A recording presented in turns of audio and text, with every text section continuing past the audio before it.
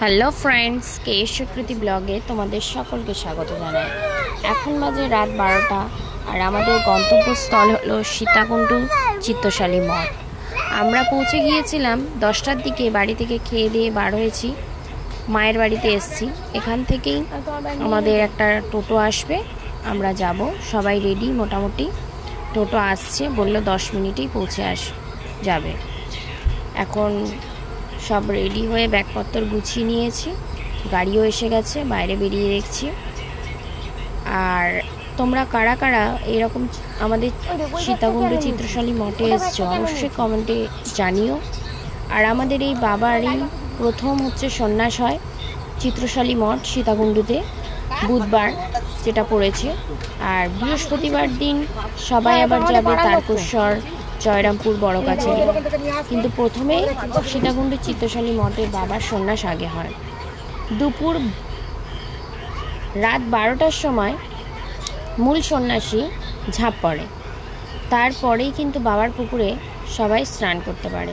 তার আগে কেউ বাবার পুকুরের জলে নামতে পারবে না।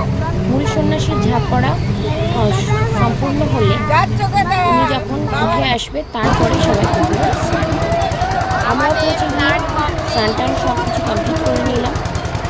আমার শাশুড়ি মা, আমার মা, আমি, আমার হাজব্যান্ড আর আমার মেয়ে, 5 জন। আর এতটা রাস্তা আমাদেরকে হেঁটে যেতে হলো।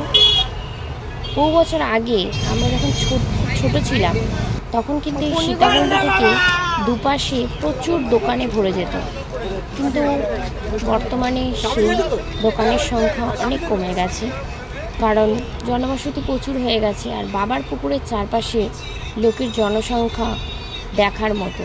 আর এই পুকুরে চুম্বক নিয়ে এই সব ছোট ছোট ছেলেরা, বড়ও আছে, তারা সাধারণত পয়সা কুড়াচ্ছে। আর বাবার মন্দিরে তো প্রচুর ভিড়। তারপর পুজো সব কিছু তো দেওয়া হয়েছে, পেট পুজোটা তো করতেই হবে। আর এখন বাজে প্রায় 3:30। পেট পুজো সেরে নিয়ে আমরা আবার বেরিয়ে পড়েছি নিজের ঘরে ফেরার জন্য রওনা দিয়ে ফেলেছি। আর এখন বাজে ভোর 4টে। সবাই হেঁটেই যায় বাবার কাছে, কিন্তু আমরা পাপী, বলে যারা পাপী তারা যায় গাড়ি, তা আমরা হয়তো পাপী, সেই জন্য আমরা হেঁটে যেতে পারছি।